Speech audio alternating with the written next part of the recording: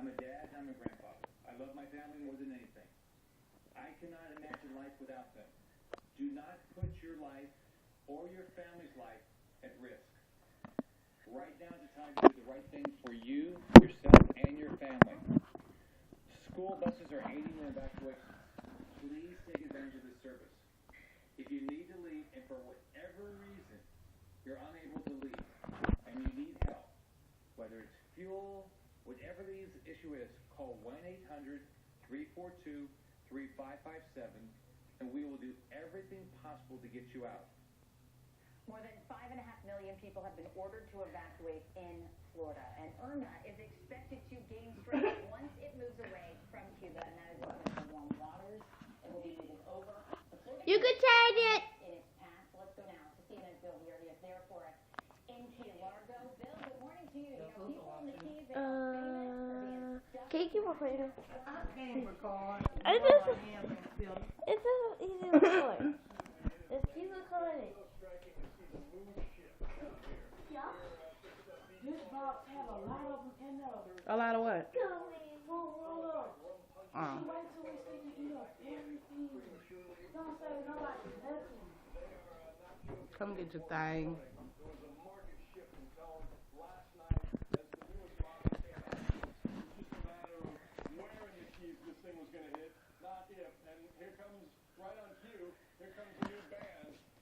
You can watch them approach. And so it went from tiny white caps and Virgin Islands. ago you can see blinding sheets of rain, but this is just an aperitif for what is Oh, this is tiring my hand out.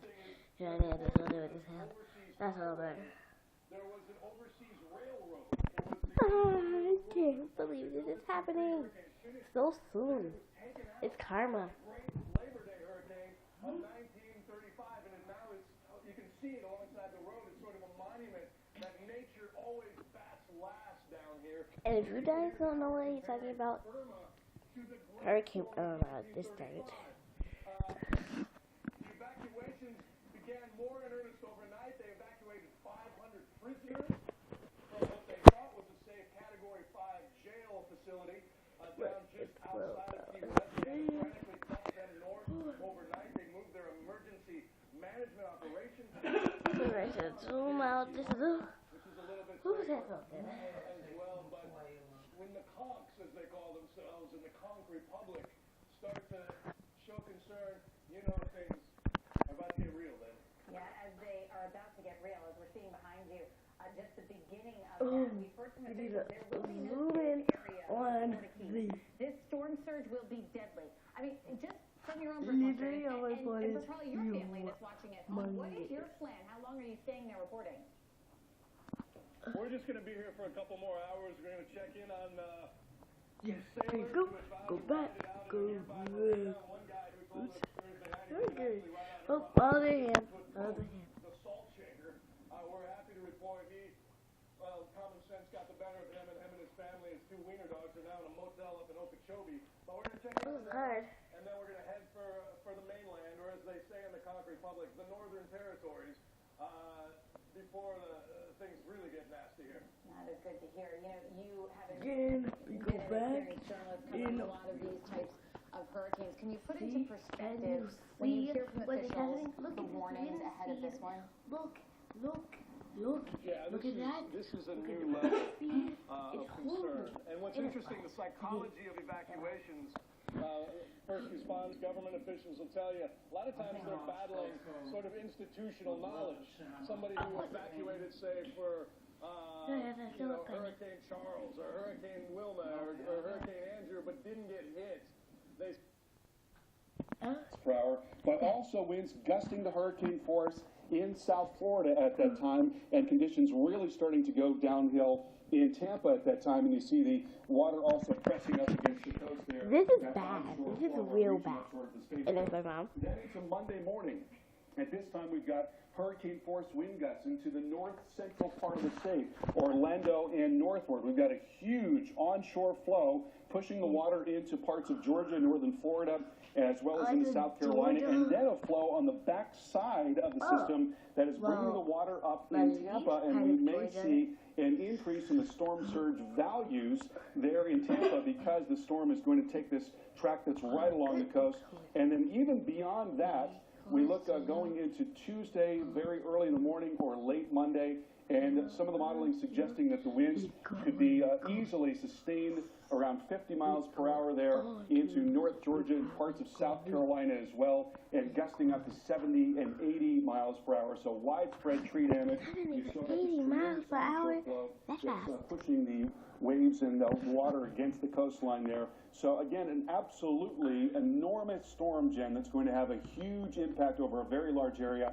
But the worst of the impacts coming into the Keys, Southwest Florida, and up through Tampa, St. Pete, and into areas just to the west of Orlando. Jen, then back out to you. Carl, you talked about several of the aspects, the wind and also the rain as well. From Irma, let's talk about the storm surge. And, you know, in particular, with this track potentially either just along or just inland on the west coast and getting towards the Tampa area, let's talk about the surge there. We know that's a very surge-prone city, and we know the first impact is supposed to be further south in the Florida Keys starting this evening. Yeah, exactly right. And it is a very surge-prone area because of the nature of the bathymetry, or the sea floor, where you're seeing this orange color right in here. You've got a very shallow continental shelf. And if you've ever been to Tampa and St. Peter, Southwest Florida, you know when you go to the beach there, you can walk out for a very, very long way. In an environment like that, unlike a situation where the seafloor drops off very quickly, that really piles up the water as you've got that onshore flow. And so this is an area of the country that is exceptionally surge-prone. Now, with that in mind, this is the forecast from the Hurricane Center. There may be an increase in these values along the west coast of Florida because we expect that prolonged period of onshore flow after the storm comes through. 3 to 5 feet right now in Tampa, but you may see that value coming up. So you've really got to think about being away from the coast there in Tampa. This is really significant surge in South Florida and down through the Keys. 5 to 10 feet of surge there, getting right into those intercoastal waterways and those bays, and that's going to cause a lot of significant flooding. The very worst of the flooding perhaps there in southwest Florida, getting up towards Marco Island. Marco Island could be very hard hit. It does 12 feet is the highest, and 3 to 5 feet is the lowest. What do we mean by those values? Well, you take a look at what 1 to 3 feet of surge means. You're talking about enough water to float a car and to bring it away, and you can expect very large areas without power in that level of surge. Then you get up to 3 to 6 feet, and that's easily within what we're expecting across a lot of South Florida, and you're talking about life-threatening conditions. There's a tremendous amount of weight and force in this water, and so trees, building materials, debris can get into that water and act as battering rams, can reach right up your front door. And then when you get to 6 to 9 feet, this is getting above the first floor of your home. So this is what we're expecting on the high end in a lot of South Florida. Major damage and building destruction is possible, and that storm surge can extend miles inland. A refrigerator, guys. A refrigerator. You can hide from the wind. You can hide from the wind as long as that water is not going to get to you. But if you're in a place like Marco Island, you've got to get out of there because the surge is really going to be significant. Up to 12 feet there in Naples. You're just not going to be able to survive that if you're right along the coast. And winds gusting to 100 miles per hour plus. Do you believe it? Like, 130 miles per hour up into Tampa. We're right now looking for a surge of up to 5 feet. We may see that number come up. The National Hurricane Center is looking at that possibility right now. Up to winds 5 gusting feet. to 100 plus miles per hour. So significant wind damage right up 75 there. Bradenton, Sarasota, into Tampa, St. Pete, and farther to the north. And then on the East Coast, because it is such a large circulation, even though the core of the storm is going to be in the western part of the state, we're still looking for as much as 10 feet of surge in Miami. Winds gusting to hurricane force, even a little bit higher than that as you get into the western suburbs of South Florida and in Orlando, looking for winds gusting to 75 plus miles per hour coming in late Sunday and also into Monday. And speaking of Orlando, let's go now to Justin Michael, who was there. And Justin, we often think about hurricanes as being a coastal event, but this is certainly not going to be the case with this storm in this part of Florida. And just shout out to you. That's exactly right, Carl. In fact, they're taking lots of precautions here in Orlando to make sure everything is basically bolted down. That includes in public parks. We're at Lake Eola Park here, a beautiful park in downtown Orlando. You can see just a wonderful place to come spend time. And you can see the garbage cans all secured to the ground, all of them all the way around. There are recycling bins down that way. And in fact, here at this half shell, all these seats are secured down where they typically are, but still, they have gone through painstaking efforts to make sure there is nothing that can turn itself into a projectile.